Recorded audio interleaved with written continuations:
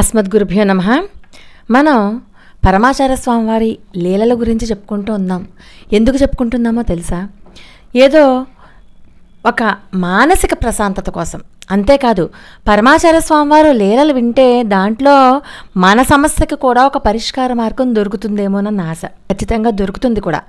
అలాగే పరమాచార్య స్వామివారు వివిధ సందర్భాలలో చెప్పినటువంటి మంత్రాలు కూడా మన జీవిత గమనాన్ని మార్చి మనల్ని ఒక నిర్దేశితమైనటువంటి దైవ మార్గంలోకి నడిపిస్తాయి.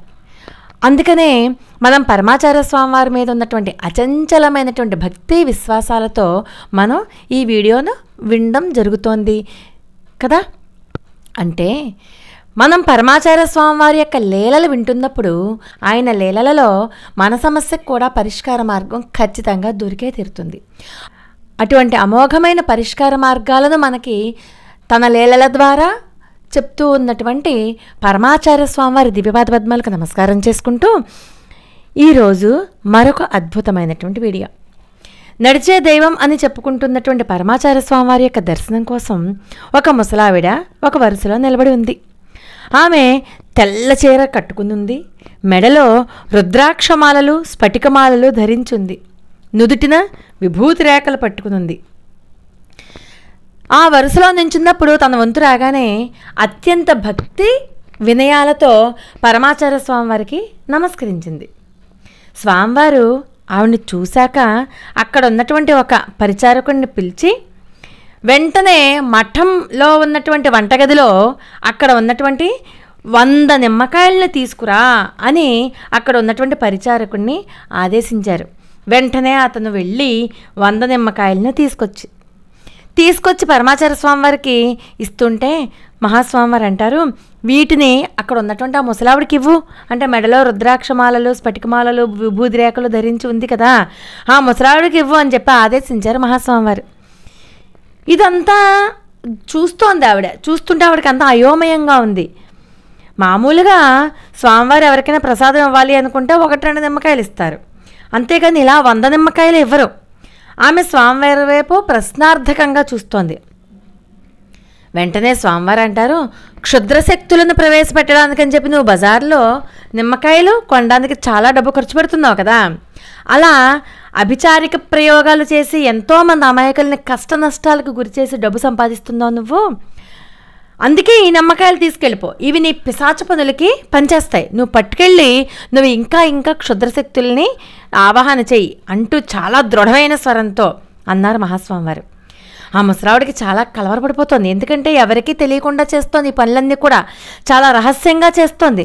మరి తాను రహస్యంగా చేసే పనులన్నీ కూడా మహాస్వామివారికి ఎలా తెలిసాయో అర్థం కాలేదు.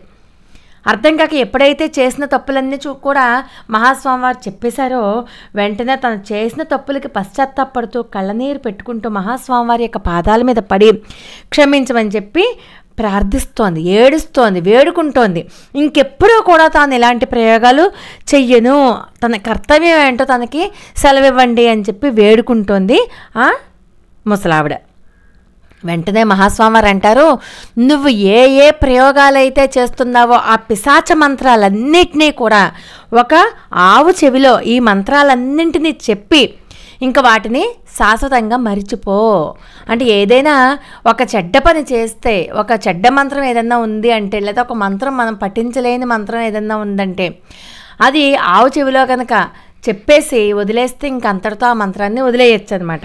నువ్వు శాశ్వతంగా మర్చిపో, మళ్ళా జీవితంలో ఎప్పుడూ కూడా ఇలాంటి చేతబడి ప్రయోగాలు చెయ్యాలి అని అనుకోవద్దు. ఇవి ధన సంపాదనకు ఒక మార్గంగా ఇలాంటి మార్గం నువ్వు ఎంచుకోకు, ఇది ఒక మార్గంగా నువ్వు భావించద్దు. నీ మిగిలిన జీవితం అంతా కూడా భగవన్నామాన్ని జపిస్తూ గడుపు, అది చాలు నిన్ను ఉద్ధరించడానికి అంటూ ఆదేశించారు మహాస్వామివారు ఆమెని ఆశీర్వదించి విభూతి ప్రసాదం ఇచ్చేసి పంపేశారు ఆమెని. ఇక నుండి నేను ఎటువంటి చెడ్డ పనులు చేయను, ఇటువంటి పనులు అసలే చెయ్యను, నా జీవితాన్ని మార్చుకుంటాను అంటూ తన జీవిత పర్యంతము కూడా రామనామాన్ని జపిస్తూ గడిపేసింది ఆ ముసలావిడ. అలాగ మహాస్వామివారు నడిచే దైవం అనడానికి, అమాక్షి స్వరూపం అనడానికి నిదర్శనం సరిపోదా? అంటే మనం రహస్యంగా చేసే పనులు ఎవరూ చూడట్లేదు, ఎవరికీ తెలియదు అని అనుకుంటున్న పనులు కూడా మహాస్వామివారు మనల్ని సరిదిద్దడానికి మనకి చెప్పి మన జీవితాన్ని సక్రమ మార్గంలో పెడతారు. ఇలాంటి అద్భుతమైనటువంటి పరిహారాల కోసం మళ్ళీ మనం మరి యొక్క వీడియోలో కలుసుకుందాం. అపార కరుణా సింధుం జ్ఞానదం శాంతరూపిణం శ్రీ చంద్రశేఖర గురుం ప్రణమామి ముదాన్వహం. లోకా సమస్త సుఖినో భవంతు. మరి ఒక అద్భుతమైన వీడియోతో మళ్ళీ కలుసుకుందాం. అంతవరకు నమస్కారం.